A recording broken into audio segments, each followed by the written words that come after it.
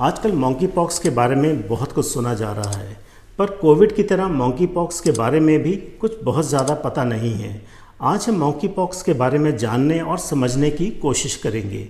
WHO यानी कि world health organisation ने मॉन्की पॉक्स को एक public health emergency of international concern declare कर दिया है। यह एक ऐसी बीमारी है जिसके बारे में ज़्यादातर लोगों को कुछ खास पता नहीं है। आपको यह जान के हैरानी होगी कि पिछले एक दशक से साइंटिफिक कम्युनिटी में मॉन्की पॉक्स के एक एपिडेमिक की तरह फैलने को लेके काफ़ी कंसर्न रहा है। दुनिया भर में मॉन्की पॉक्स के करीबन 16,000 केसेस रिपोर्ट किए जा चुके हैं, जो काफ़ी तेज़ी से बढ़ रहे हैं। और इसलिए यह जानना बहुत ज़रूरी है कि आखिर मॉन्की पॉक्स है क्या और इससे बचे रहने के लिए क्या क्या किया जा सकता है। वीडियो इंटरेस्टिंग और इन्फॉर्मेटिव रहेगा, इसलिए इस चैनल को सब्सक्राइब और वीडियो को लाइक ज़रूर कीजिएगा। अच्छा लगेगा आपको भी और मुझे भी। आइए अब अपने सब्जेक्ट पे आगे बढ़ते हैं। सबसे पहले जानते हैं कि मॉन्की पॉक्स के इतिहास के बारे में। मॉन्की पॉक्स और चिकन पॉक्स काफ़ी हद तक एक जैसे हैं और दोनों ही ऑर्थोपॉक्स फैमिली को बिलोंग करते हैं। अभी तक मॉन्की पॉक्स उतनी तेज़ी से फैलने का दम नहीं रखता जैसे कि स्मॉल पॉक्स, किंतु इसके तेज़ी से फैलने की काफ़ी चिंता जताई जा रही है। बंदरों से के रेफरेंस के अलावा मॉन्की पॉक्स और चिकन पॉक्स में यह सिमिलैरिटी है कि दोनों ही एक वायरस हैं। मॉन्की पॉक्स काफ़ी हद तक स्मॉल पॉक्स के जैसा है, जिसे 1980 के दशक में ग्लोबल वैक्सीनेशन एफर्ट के द्वारा इरेडिकेट कर दिया गया था, किंतु यह वायरस बहुत तेज़ी से म्यूटेट हो सकता है और इंसानों के लिए आने वाले वक्त में एक बहुत बड़ा खतरा भी बन सकता है। 1980 में एक स्टडी पब्लिश हुई थी जिसके अनुसार यह माना गया था कि हालांकि स्मॉल पॉक्स इंसानों में से पूरी तरह से इरेडिकेट कर दिया गया है, फिर भी मॉन्की पॉक्स इंसानों में उस खालीपन को भरने के लिए काफ़ी सक्षम है। इस वायरस को मॉन्की पॉक्स इसलिए कहा जाता है क्योंकि यह अब तक ज़्यादातर बंदरों में ही पाया गया है। फिर भी इसके इस तरह से फैलने की असली वजह के बारे में पूरी तरह से कुछ खास पता नहीं है। अब आते हैं मॉन्की पॉक्स के साइंस और सिम्टम्स यानी कि इसके लक्षणों की तरफ। मॉन्की पॉक्स के लक्षण स्मॉल पॉक्स से काफ़ी मिलते जुलते हैं। इसमें फीवर यानी कि बुखार आना, हेडेक यानी कि सिर दर्द, मसल एक यानी कि मांसपेशियां का दुखना और अकड़ना, लैक ऑफ एनर्जी यानी कि कमज़ोरी महसूस करना, यह इसके कुछ खास लक्षण या सिम्टम्स हैं। कुछ पेशेंट्स में रैशेज़ या ब्लिस्टर्स जो कि पस से भरे हुए पिंपल्स के जैसे दिखते हैं और पूरे शरीर पे खासकर चेहरे, पैरों, हाथों, गुप्तांगों या मुंह के अंदर भी हो सकते हैं। यह रैशेज़ 2 से 4 हफ्तों तक रहते हैं। मॉन्की पॉक्स के पेशेंट्स इनको दूसरों में ट्रांसमिट भी कर सकते हैं और इन रैशेज़ की सीवियरिटी अलग अलग पेशेंट्स में कम या ज़्यादा हो सकती है। अब इस बात पे आते हैं कि मॉन्की पॉक्स कितना घातक या ख़तरनाक है। अच्छी खबर यह है कि मॉन्की पॉक्स जो दुनिया भर में फैल रहा है, फ़िलहाल उतना डेडली या जानलेवा नहीं है और अमेरिका की एजेंसी CDC यानी कि centre for disease control and prevention के डेटा की अगर माने तो 99% पेशेंट्स इसे सरवाइव कर सकते हैं, किंतु 8 साल से कम उम्र के बच्चे, प्रेग्नेंट औरतें या वीक इम्यून सिस्टम वाले लोगों के लिए यह काफ़ी घातक सिद्ध हो सकता है। स्कारिंग या त्वचा पे दाग छोड़ना मॉन्की पॉक्स का एक प्रमुख आफ्टर इफेक्ट माना जाता है। आँखों के पास ज़्यादा इन्फेक्शन होने से आँखों की रोशनी तक जाने का खतरा हो सकता है। अब जानते हैं कि मॉन्की पॉक्स फैलता कैसे है। मॉन्की पॉक्स वायरस फिलहाल human to human close contact यानी कि शारीरिक नज़दीकी से ही फैल रहा है।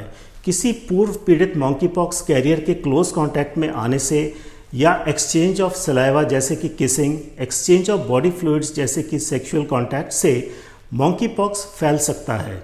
यही नहीं, क्योंकि monkey pox skin to skin contact से ज़्यादा फैलता है, इसलिए भीड़ भाड़ वाले एरियाज़ जैसे कि मार्केट्स, क्लब्स इत्यादि में भी मॉन्की पॉक्स से इन्फेक्ट होने के चांसेस बहुत ज़्यादा रहते हैं।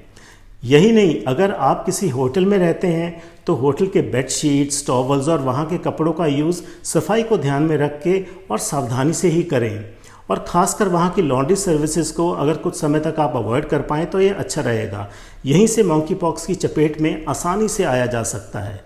इसलिए जब भी बाहर से आएँ तो अच्छे से नहा के और कपड़ों को बदल के ही अपने घर वालों के साथ बैठिए।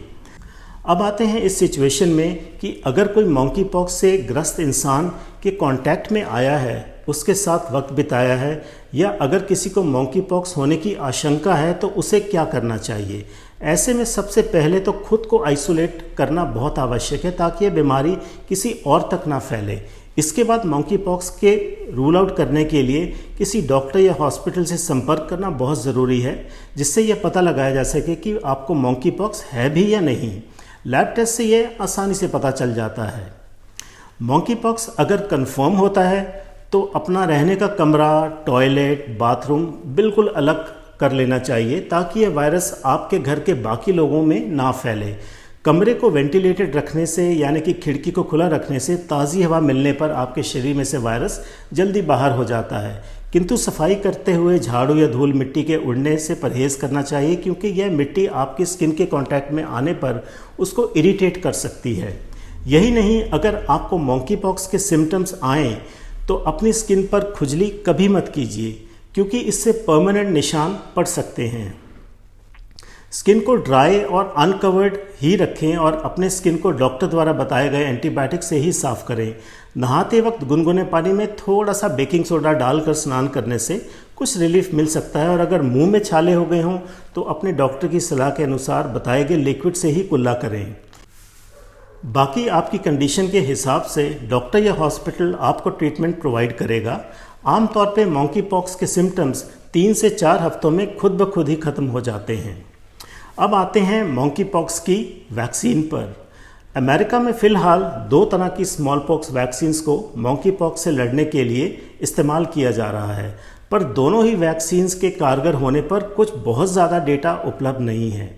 यह वैक्सीन्स मॉन्की पॉक्स से लड़ने में करीबन 85% सक्षम हैं, और इन वैक्सीन्स को मॉन्की पॉक्स के एक्सपोजर के 4 दिन से लेके 2 हफ्तों के बीच में लगाने पर मॉन्की पॉक्स के असर को काफ़ी हद तक कम किया जा सकता है। इन वैक्सीन्स को लेने वालों को हल्का बुखार, थकावट, पेट स्थान पर खुजली या लाली रहने की संभावना रहती है, पर बदकिस्मती से इन दोनों वैक्सीन्स की सप्लाई दुनिया भर में और भारत में बहुत सीमित है, पर आने वाले दिनों में काफ़ी बेहतर हो सकती है। तब तक सतर्कता ही मॉन्की पॉक्स से बचने का इकलौता हथियार है। उम्मीद है आपको यह वीडियो अच्छा और इन्फॉर्मेटिव लगा होगा। वीडियो अगर पसंद आया हो तो इसे लाइक और चैनल को सब्सक्राइब ज़रूर कीजिएगा, और अगर आपको यह लगे कि यह वीडियो आपके किसी जानने वाले या मित्र के काम आ सकता है तो इस वीडियो का लिंक उनके साथ शेयर ज़रूर कीजिएगा। इसके साथ साथ यह कभी मत भूलिए कि आप कितने कीमती हैं, अपने लिए भी और अपनों के लिए भी। स्वस्थ रहें, मस्त रहें।